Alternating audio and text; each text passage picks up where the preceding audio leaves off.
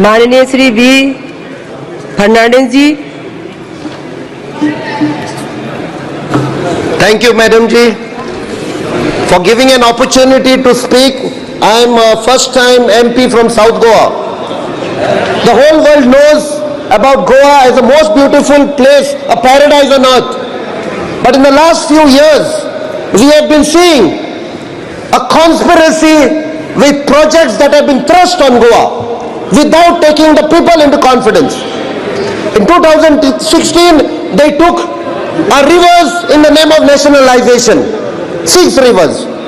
Thereafter, during the lockdown, they brought 3 linear projects: the double tracking, the expansion of roadways, and the Tabnar project, which we have documentary proof.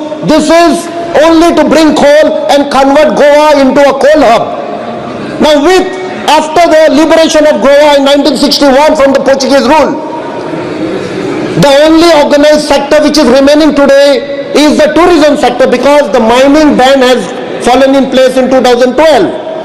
The agriculture department is not doing that well. There have been efforts by the private players, by youth, to revive agriculture.